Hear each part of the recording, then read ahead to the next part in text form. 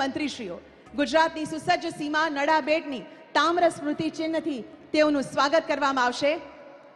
એમાં સાથે જોડાશે શ્રી માન્ય મંત્રી શ્રી કનુભાઈ દેસાઈ, શ્રી ઋષિકેશભાઈ પટેલ, શ્રી કુંવરજીભાઈ બાવળિયા, શ્રી નરેશભાઈ પટેલ, શ્રી ઈશ્વરસિંહ પટેલ, શ્રીમતી દર્શનાબેન વાઘેલા, શ્રી પ્રવીણભાઈ માળી, ડોક્ટર જયરામ ગામિત, શ્રી સંજયસિંહ મહિડા, શ્રી પૂનમચંદ બરંડા અને શ્રી સ્વરૂપજી ઠાકોર। અને હવે વેળા છે માન્ય પ્રધાનમંત્રીશ્રીના સ્વાગત માટે આ વિસ્તારના સ્થાનિક પ્રતિનિધિઓ અને આગેવાનશ્રીઓને આમંત્રિત કરવાની। ડોક્ટર નરેશ ઠાકોર, જિલ્લા ભાજપ પ્રમુખ, શ્રી અજયભાઈ બ્રહ્મભટ્ટ, પ્રદેશ ભાજપ મહામંત્રી, વિશાલભાઈ પટેલ, જિલ્લા પ્રભારી ભાજપ, કેશાજી ચૌહાણ, માન્ય ધારાસભ્યશ્રી, ઉમેદદાનજી ગઢવી, ડોક્ટર કરશનભાઈ પટેલ, શ્રી કમલેશભાઈ આચાર્ય, વાવ થરાદના ભાજપના મહામંત્રીશ્રીઓ, સુંદર મજાના આપણા ક્ષેત્રની કલાકૃતિ, ગૌ માતાની સુંદર પ્રતિમા અને પાઘડીથી તેઓનું સ્વાગત કરશે। બનાસની ધરા પર ગૌ સેવા અને શ્રદ્ધાના પ્રતીક સમી આ ભેટ સાહેબને અર્પણ કરવામાં આવી રહી છે। ખૂબ તાળીઓ સાથે આપણે પણ વધાવીએ અને સાહેબનું ફરી એકવાર અહીંયા સ્વાગત કરીએ। સુંદર મજાની પાઘડી અત્યારે માન્ય પ્રધાનમંત્રીજીને પહેરાવાઈ છે। સસ્મિત તેઓનું સ્વાગત થઈ રહ્યું છે। ખૂબ ખૂબ ધન્યવાદ।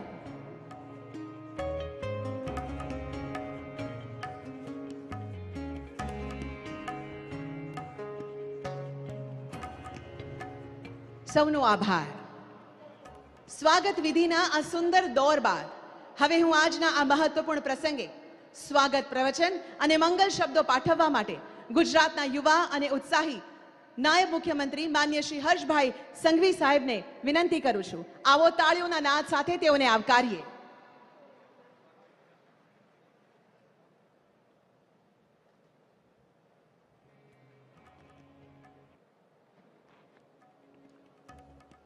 भारत माता की, भारत माता की। विकसित भारतनो मजबूत पायो राखनारा देशना यशस्वी वडाप्रधान श्री नरेंद्रभाई मोदी साहेबनु वतननी भूमि उपर उमलखाभेर स्वागत करूं छूं। साथे ज मंच पर उपस्थित गुजरातना लोकप्रिय मुख्यमंत्री आदरणीय श्री भूपेन्द्रभाई पटेल साहेब, गुजरात विधानसभाना सन्मान्य अध्यक्ष श्री शंकरभाई चौधरी साहेब, गुजरात प्रदेश भारतीय जनता पार्टी प्रमुख श्री जगदीशभाई विश्वकर्माजी, मंत्रीमंडलना मारा सौ साथीओ, अहीं पधारेला मारा वहाला भाईओ अने बहनों, आदरणीय मोदी साहेबना मार्गदर्शन में गुजरात अने देश नवी ऊंचाईओ सर करी रह्यु छे। आजे पण आदरणीय मोदी साहेब विकास अने विरासतना प्रोजेक्ट्स ने गुजरात ने भेट धर्या छे अने हवे नवीन जिल्ला एवा वाव थरादनी आ भूमि परथी 19,800 करोड़ना मातबर विकासना कामों आपने सौने भेट आपवा आदरणीय साहेब अहींया आव्या छे। त्यारे आदरणीय साहेबनु હું ગુજરાતના સૌ નાગરિકો વતી ખૂબ ખૂબ આભાર માનું છું। આજે પાટણમાં રાણીની વાવ અને વડનગરમાં 3D મેપિંગ શોની આપની પ્રાચીન વિરાસતને આધુનિક ટેકનોલોજી દ્વારા જીવંત રાખવાના એક નવા આયામો આજે અહીંયાથી લોકાર્પણ કરવામાં આવવાના છે। આજે मारे उत्तर गुजरात અને ગુજરાતના સૌ નાગરિકો વતી આપના લોકપ્રિય પ્રધાનમંત્રી આદરણીય શ્રી મોદી સાહેબનો દિલથી આભાર માનવો છે। સાહેબ, આપે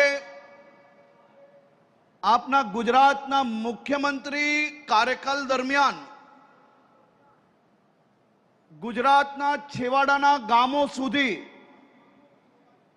રોડ હોય, પાણી હોય, વીજળી પહોંચાડવાનો, એ સમયે આ સંકલ્પ એ લોકોને સપનું લાગતું હતું. તમે સંકલ્પ લીધો બી સાહેબ. આજે બનાસકાંઠા, વાવ, થરાદ જિલ્લો, કચ્છ જિલ્લો એ આપનો જીવનભર આભારી રહેશે. જીવનભર આ જિલ્લાઓને માત્ર ને માત્ર રાજકીય ઉપયોગ કરવામાં આવ્યો, પરંતુ આપે સંકલ્પ લીધો અને આ વિસ્તારના ગામે ગામ સુધી પાણી પહોંચ્યા. અમારા સૂકા ખેતરો આજે લીલાછમ થયા, ખેડૂતોની આવક વધી. સાહેબે આપના માર્ગદર્શનમાં ગુજરાતની અનેક ડેરીઓને, ખાસ કરીને બનાસ ડેરીમાં એક પછી એક મહત્વનો બદલાવ આવ્યો અને બદલાવ આવવાના કારણે આજે આ બનાસકાંઠા, વાવ, થરાદ જિલ્લાના પશુપાલકોની આવક વધી. આપનું જે સંકલ્પ હતો, આપનું જે વિઝન હતું કે ગામમાં જ પરિવાર એક સાથે રહી શકે, મહિલાઓ સશક્તિકરણ થાય, આ બધા જ આપના વિષયો પર બનાસકાંઠામાં અદ્ભુત કામગીરી થઈ.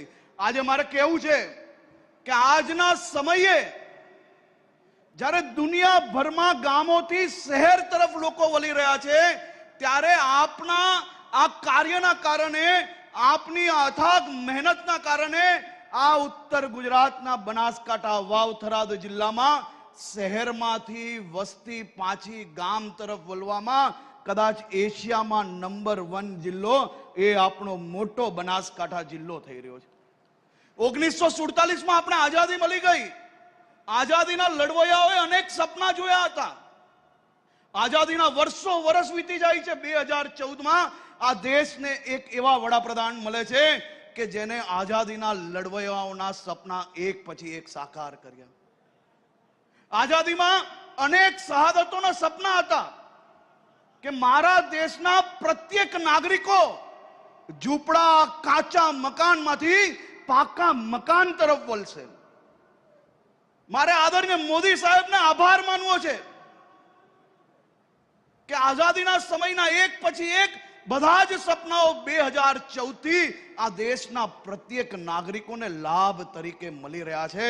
આ કાચા મકાનોમાંથી પાકા મકાનના સપના સાકાર કરનાર બીજું કોઈ નહીં, આપના પોતાના નેતા મોદી સાહેબ છે. આજે અહીંયાથી 39,000 થી વધારે પ્રધાનમંત્રી ગ્રામીણ આવાસ આપના હજારો પરિવારોને મળવા જઈ રહ્યા છે. વર્ષો સુધી ખેડૂતોના નામે રાજનીતિ થઈ, પરંતુ મોદી સાહેબ જ્યાર તક આવ્યા ત્યાર સુધી કોઈ ખેડૂત અહીંયા એવું છે કે જેના ખાતામાં 6,000 રૂપિયા દર વર્ષે સીધા બેંકના એકાઉન્ટમાં આવે? સાહેબ, મારી ઉંમરના અને મારી પછી જન્મેલા લોકોને કદાચ આ બધા જ વિકાસના કામો સામાન્ય લાગતા હશે, પરંતુ વડીલોને જઈને પૂછજો, ગામમાં એક રોડ બી નતો મળતો. આ તો મોદી સાહેબ આવ્યા તો બોર્ડર સુધી ગામોમાં લાઈટ, પાણી, પાકા મકાનો ને ઘર મળ્યા છે. આજે મારા ઉત્તર ગુજરાત અને ગુજરાતના સૌ નાગરિકો વતી આદરણીય પ્રધાનમંત્રી શ્રી આપનો ખૂબ ખૂબ આભાર